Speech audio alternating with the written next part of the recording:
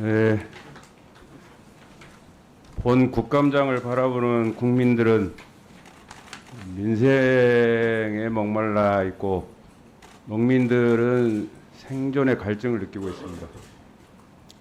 9월 25일 쌀 관련 정부 대책에 대해서는 아주 유의미한 평가를 드립니다.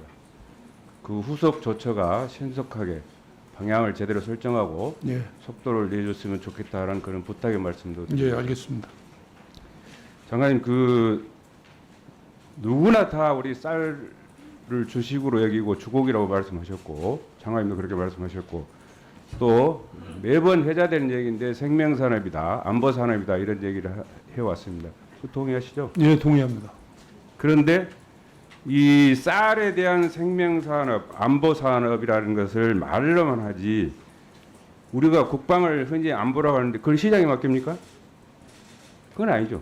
물론이죠. 그럼 쌀도 안보라고 우리가 표현하고 말해 왔으면 시장에 맡기면 안 되죠. 적어도 저는 그런 개념을 먼저 가져야 된다는 말씀을 드리고, 본의원이 지금 현재 3년째 이 농민 여론조사 또 어업인 여론조사를 하고 있는데, 이번에 다른 문항을 넣은 게 양곡관리법 개정안 필요성에 대해서 어떻게 생각하냐고 물어보니까 1121명한테 물었는데 그중에 76%, 매우 필요하다가 45.1%, 필요가 있다고 한 사람이 30.9%, 76%가 양곡관리법 개정이 필요하다고 얘기를 했습니다. 이 여론조사는 지역별, 연령별, 세대별로 다 세분화되어 있어서 장관님 자료 혹시 받으셨나요?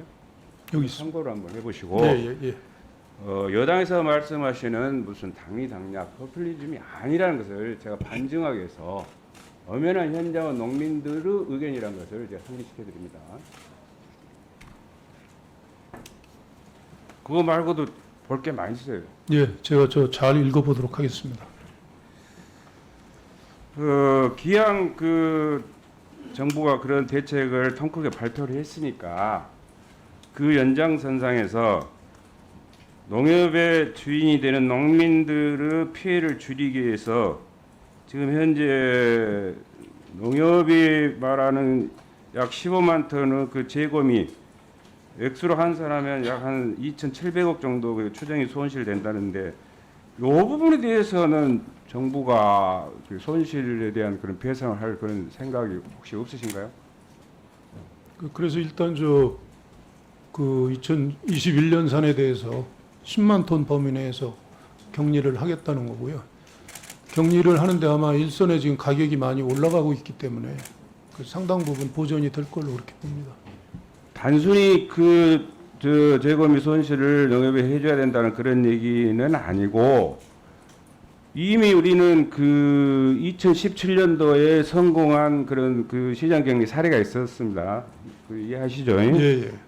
그때 우리는 학습 효과를 톡톡 했어야 되는데, 제가 볼 때는 농림부가 좀 이렇게 소홀히 했다, 이런 것도 고의라면 고의고 나는 또 가실이라면 가실이라고 이렇게 생각하기 때문에 그런 차원에서 배상을 해야 되는 얘기고, 자료에 하면 9번 줘보세요. 양곡관리법 제16조 2항은 매년 10월 15일 수급대책을 발표를 한다고 그 기한을 정했습니다. 요 내용에 대해서는 우리 차관님이 제일 잘 아시죠? 네. 네? 네.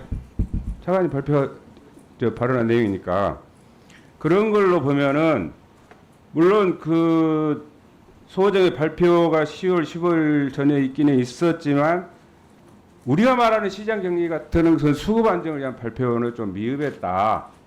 그러면은 양곡관리법을 제가 보는 관점에서는 어겼기 때문에 정부가 농협 재고에 대해서 손실액에 대해서 배상해줘도 된다는 게 제 주장입니다. 물론 농림부는 그게 동의를 하지 않을 수도 있겠죠. 기왕 통크게 정부 대책도 발표했으니까 농협에 대한 배상을 해준다는 그런 생각을 하지 마시고, 현장은 농민들한테 이런 영향이 가기 때문에 농민들을 위해서 통크게 한번 고려를 해줬으면 좋겠다는 것이 본의원의 질문 요지입니다. 장관님. 근데 이렇게 단순히 이제 쌀값을 타겟으로 해서 직접적으로 뭔가 지원한다는 거는 모르겠습니다. 지금 제 생각으로는 방법이 있을까 이런 생각은 들고요. 다만 일선에 1,100개 정도 되는 단위 농협은 우리 농업 정책의 그야말로 일선 사단입니다. 제일 중요하고요.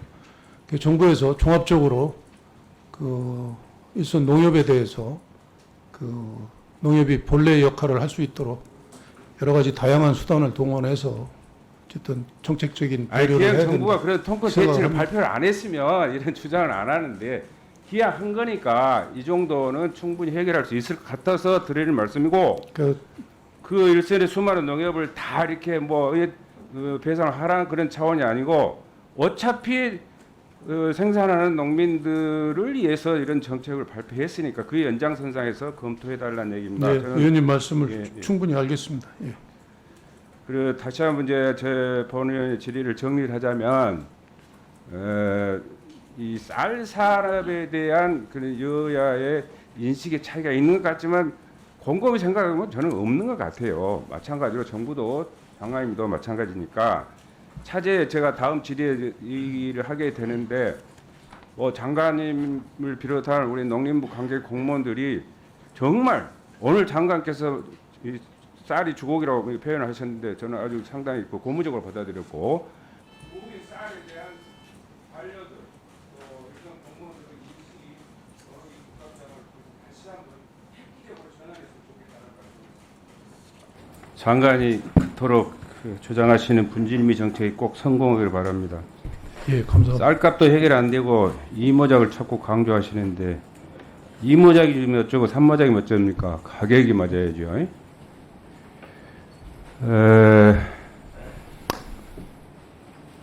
목표치 단 한 번도 달성하지 못한 정부 식량 계획이라는 게 있는데 참 이거 읽기도 좀 민망합니다. 2021년 국가식량계획, 2018년 농업농촌민 식품산업발전계획, 2016년 밭 식량산업 중장기 발전 대책 등이 있습니다. 이런 정책이 있다는 걸 알고 계시죠? 알고 있고 의원님하고 저도 생각이 같습니다. 그러죠? 네. 그러다 보니까 이렇게 좀 안이하게 대처하다 보니까 세계 식량 안보 지수가 2013년 37위에서 2022년 39위로 떨어지는 것들입니다. 또 15년 만에 농지 확보 방안을 발표를 했는데 이게 지금 법정 계획인데 2007년 처음 수립한 이래 경기 면적 목표치는 확보 방안조차 제시된 적이 없어 자급 달성 실패가 예견된 계획이었다라고 본의원이 2020년 국정감사에서 지적을 할 때 당시 농림부는 연내에 적정 농지 확보 대책을 발표할 예정이라고 답을 했습니다. 이건 잘 모르시죠? 예. 근데 한다고 해갖고 안 한 것도 잘못이고 해야 할 일을 안 한 것도 잘못이죠. 장관님. 그렇죠? 예. 그런 공무원들 좀 혼내야 되는 거 아니에요? 직무를 태만한 공무원들. 안 한다고 했으면 기대라도 안 하는데 한다고 해놓고 안 했단 말이에요. 지적을 또 수용을 해놓고. 그러니까 작업 목표가 헛구에만 그치는 것이다. 이런 일련의 사태에 대해서는 책임 있는 조치를 해야 된다고 생각합니다. 장관님 어떠십니까? 네, 이번에 지금 우리가 지금 대책을 세우고 있고요. 사실은 대책을 세우시는데 과거에 제가 솔직히 말씀을 드리면 저도 과장도 해보고 국장도 해봤잖아요. 과거에 사실 특별한 툴이 없었습니다. 근데 지금은 가루쌀이라는 그 근본적인 게 나왔기 때문에 가능하다고 봅니다. 아니 가루쌀을 얘기하는 게 아니고 이런 일련의 그 계획들을 수립해놓고 이행하지 않은 거에 대해서 아무런 죄의식을 못 느끼고 넘어간다는 말이에요. 그러니까 이런 것들이 반복되고 되풀이된다 이거예요. 내부에서 제가 사실 책임있는 조처를 하시라 그런 얘기입니다. 예, 내부에서 간부들 상당히 많이 혼을 내고 있습니다. 안 하면 안 하는 만큼 제가 이걸 이제 끝까지 제가 추적하겠습니다. 더 이상 공무원들의 자존심이 걸린 문제이기 때문에 제가 여기서 공개적으로 말을 안 하는 겁니다. 알겠습니다.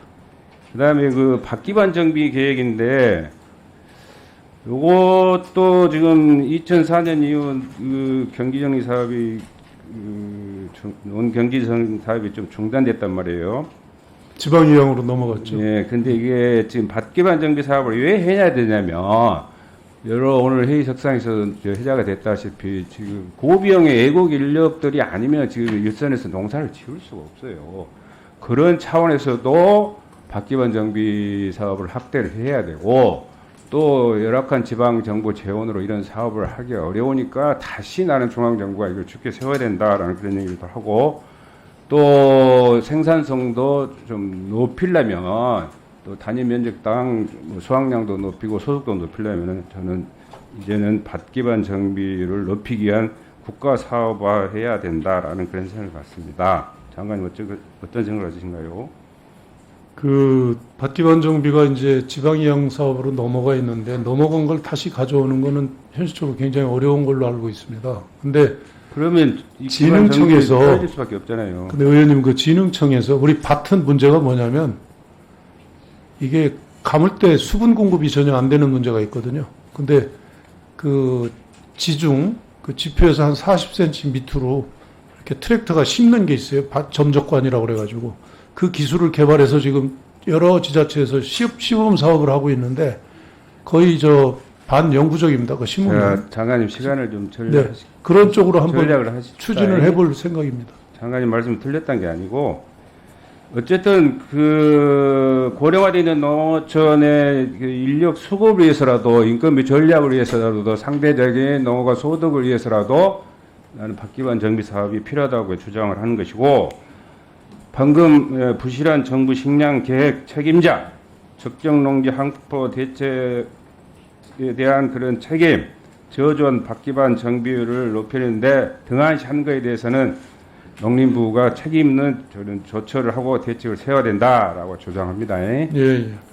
다음에 그 농촌 용수 공급 관련된 얘기인데요. 자료화면 11번 줘보세요.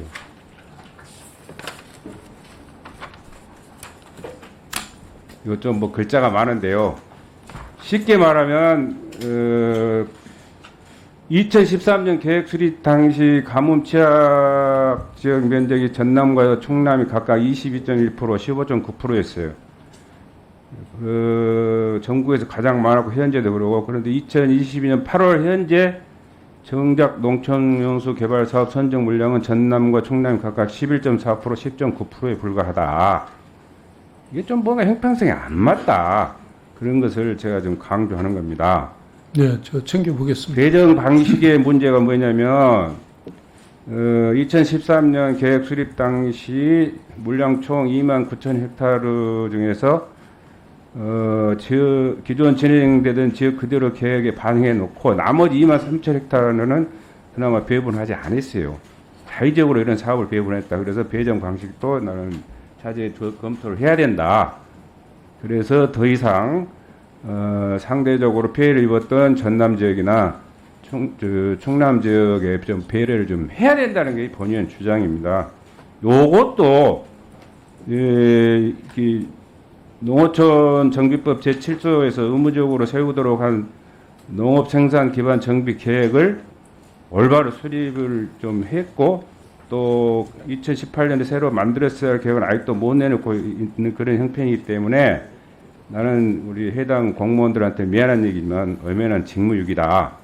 이 부분은 제가 좀 뭐 너무 짧게 얘기를 했는데 기회가 있으면 다시 하긴 하겠지만 종각 저 입장을 제가 밝히겠습니다. 이상입니다. 예. 하여튼 제가 챙겨보고요. 충분히 고려를 해서 계획을 세우도록 하겠습니다. 예. 국민 이기는 정부는 없다라고 우리가 흔히들 말합니다. 근데 제가 볼 때 농림부는 농민을 막 이기려고 온 것 같아요. 그러기 전에 좀 더 농민들 앞에서 쌀 문제 앞에서 좀 더 이렇게 목소리도 잘 경청하고 좀 겸허히 수용하고 겸손했으면 좋겠다라는 그런 말씀을 드립니다. 오전에 장관께서 분명히 쌀은 주곡이다라고 이렇게 말씀하셨습니다. 그리고 식량 안보가 윤석열 대통령의 핵심 농업 정책이다라고 말씀하셨습니다. 말씀 맞죠? 네, 맞습니다. 또 다시 말씀을 드리는데 같은 안보인데 국방은 의무고 왜 식량은 의무는 고사하고 시장에 맡길까 하는 그런 생각을 국민 여러분들께 한번 제가 들려드리고자 이 발언을 드리는 겁니다. 신토불이라는 말을 여러분들 들어보신 지 오래되셨을 겁니다. 또 농자 천하지 대본이란 말도 들어보신 지 오래됐을 겁니다. 농자 천하지 대본이라는 말은 농사를 짓는 사람이 으뜸이고 농업이 모든 산업의 근간이다라고 저는 이해를 하고 있습니다. 이런 것들이 정부 정책화해서 현장에서 아무 문제가 없을 때 진짜 우리나라가 선진국 대열에 오를 수 있고 또 그 길만이 유일한 방법이다. 그리고 여러 선진국들도 이런 고통을 다 딛고 일어섰다라고 저는 생각합니다. 그래서 농민 76% 이상이 찬성을 하는 그런 양곡관리법 개정은 피할 수 없는 지상농민의 명령이고 또 우리 여야 국회가 해결해야 할 과제다. 저는 그렇게 규정을 하고 싶습니다. 그래서 시장 격리를 의무해야 한다는 것을 주장하는 겁니다. 곁들여서 그 보안 차원에서 드리는 말씀인데요. 오전에 그 뭐 태국 그 불량 사례들을 자꾸 인용하시고 비교하시고 그랬는데 그보다 더 좋은 해외 사례들이 많습니다, 장관님. 예, 미국 같은 경우에 농업 이상 보상 제도, 가격 손실 보상 제도, 또 일본 같은 경우에 수입 보장 보험 제도, 수입 감소 영향 완화 대책 등이 있습니다. 이 뭐 다 이해를 하고 계신가요, 혹시? 예, 대략. 이런 선진국의 아주 그 생산적인 우수한 이런 사례들을 우리 농업 정책에 꼭 인용을 해서 직접 지원 등이 가능하게 하고 또 더 나아가서 생산비 보장이 법제화되는 길을